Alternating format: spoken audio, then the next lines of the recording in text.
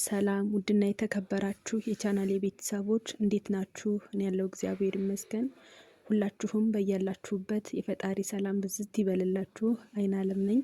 አዲስ ዩቱብን ላይክ፣ ሼር፣ ሰብስክራይብ በማድረግ ቪዲዮውን እስከ መጨረሻው በማየት አብራችሁን ቆዩ። ውድ ቤተሰቦች ቪዲዮውን የምታዩ የማዳም ቅመሞች ከልብ በጣም አድርጌ አመሰግናለሁ።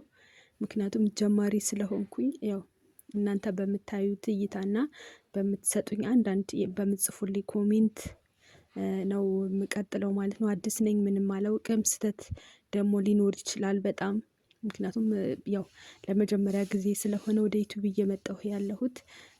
የምታዩልኝ የማዳም ቅመሞች በጣም አመሰግናለሁ። አልፎም ደግሞ ኮሜንት ለምትጽፉልኝ በጣም እግዚአብሔር ያክብርልኝ፣ አመሰግናለሁ። ወደፊትም ቻናሉን ሰብስክራይብ አድርጉት፣ ቤተሰብ እንሁን።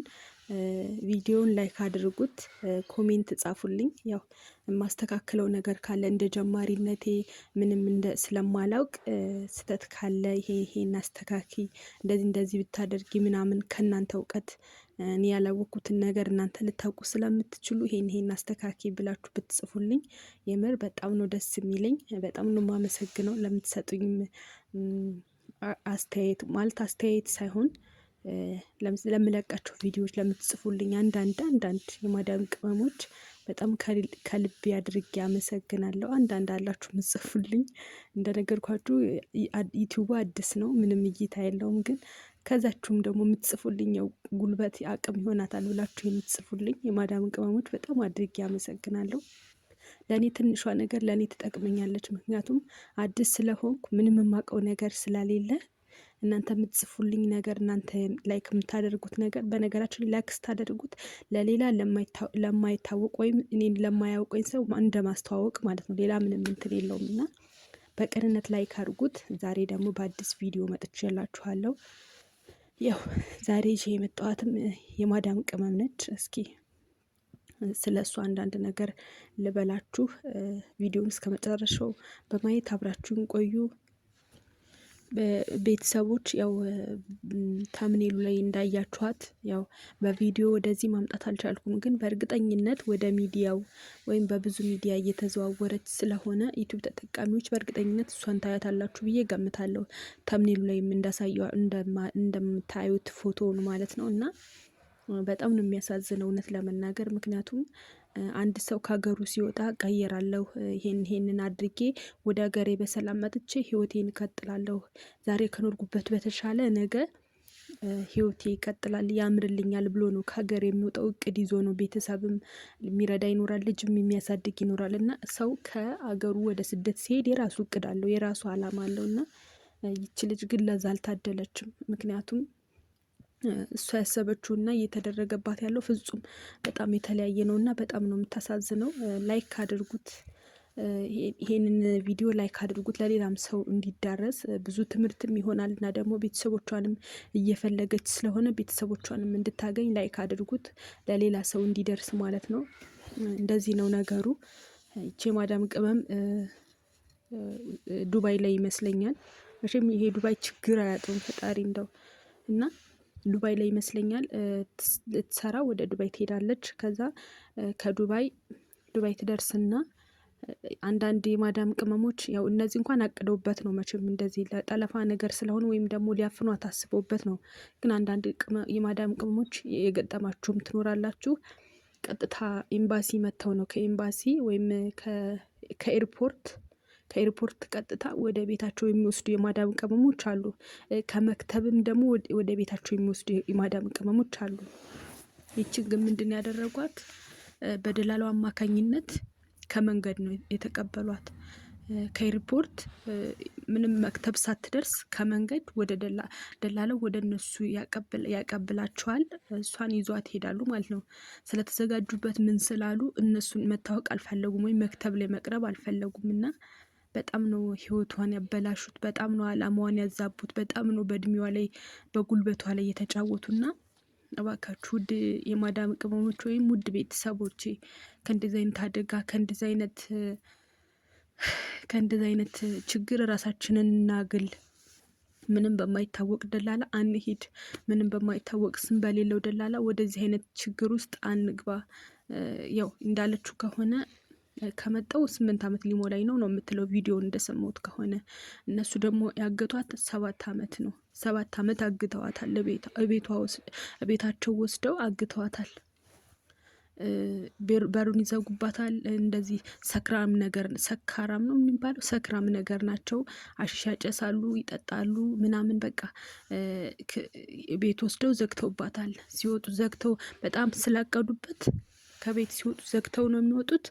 ወደ ቤት ሲገቡ ገብተው ቆልፈው ነው የሚቀመጡት። እና 7 ዓመት ሙሉ እንግዲህ ምግብ በስነ ስርዓት የለም፣ ስራ ብቻ ነው።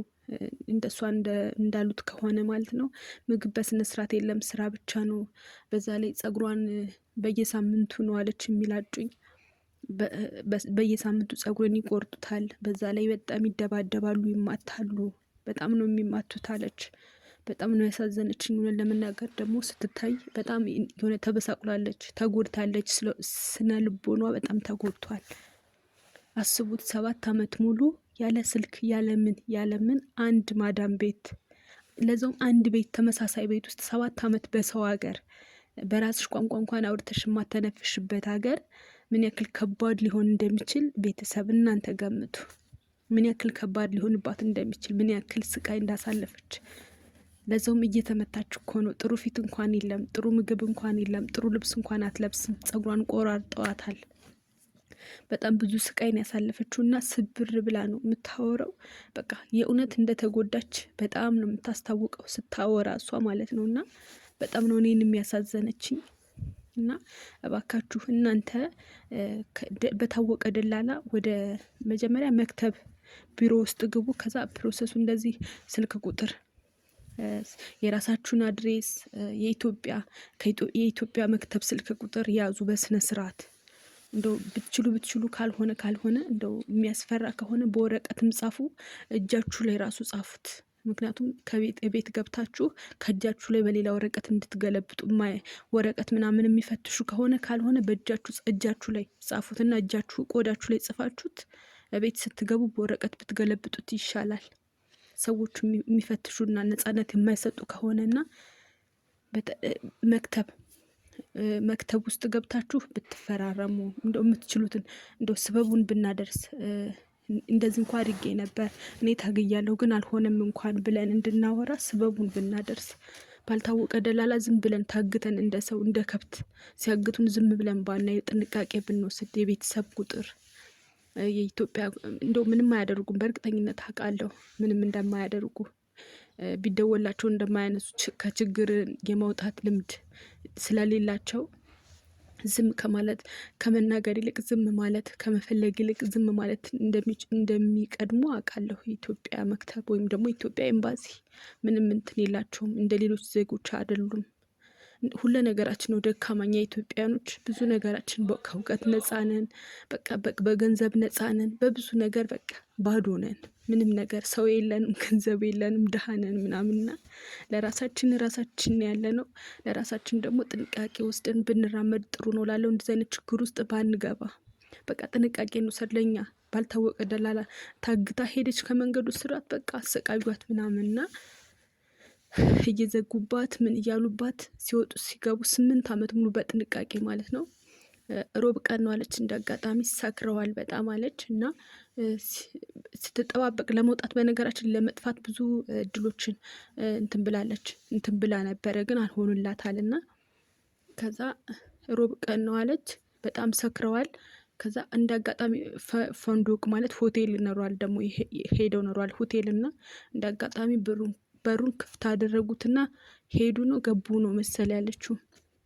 ክፍት አድርገውት ገብተዋል መሰለኝ፣ ሰክረው ነው በጣም።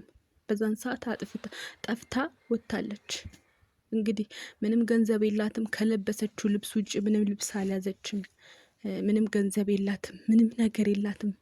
እንጃ ፓስፖርቷ ራሱ የያዘችው አይመስለኝም እንደምታወረው ምናምን ከሆነ በጣም ነው የምታሳዝነው። እና እናንተ ይሄንን ቪዲዮ ላይክ አድርጉት፣ ለሌላ ሰው እንዲደርስ ሼር አድርጉት። ምክንያቱም ያው ተምኔል እንኳን ቪዲዮ አላመጣሁም።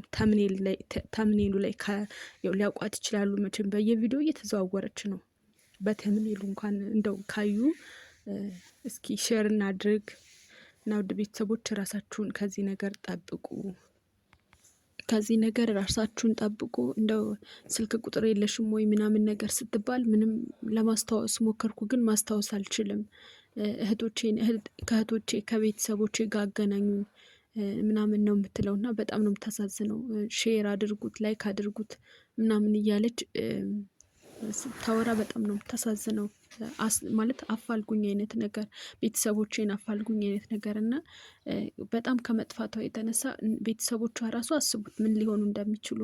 እንደው 7 ዓመት ዝም ስትል ሞታለች እንጂ አለች ብለው የሚያስቡ አይመስለኝም። በህይወት አለች ብለው የሚያስቡ አይመስለኝም። ምክንያቱም 7 ዓመት ቀላል አይደለም። 1 ዓመት ሙሉና 2 ዓመት ሙሉ ራሱ በጣም ረጅም ነው እና በሷ የደረሰው በእናንተ በእኛ እንዳይደርስ ተጠንቀቁ። ሁላችሁም እንግዲህ ያው የሆነ ነገር ስናይ ስንሰማ ከዛ ነገር ላይ እኛ ትምህርት ልንወስድ ይገባል። ነገ እንዴት ነው መራመድ የምችለው?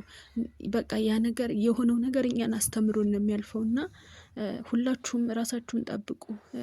የሆነ ነገር ስናይ ነግበኔ ብለን ብናስብ፣ የሆነ ጥንቃቄ ነገር ብንወስድ ሁላችንም እላለሁ። ውድና የተከበራችሁ የቻናል ቤተሰቦች የዛሬው ቪዲዮ ይህንን ይመስል ነበረ። እንደጠቀማችሁና ቁም ነገር እንደወሰዳችሁበት ተስፋ አደርጋለሁ። በሌላ ቪዲዮ እስከምመጣ ድረስ ሁላችሁም በያላችሁበት የፈጣሪ ሰላም ብዝት ይበላችሁ። ራሳችሁን ጠብቁ። ውዶች እወዳችኋለሁ። ቻው ቻው፣ ሰላም ሁኑ።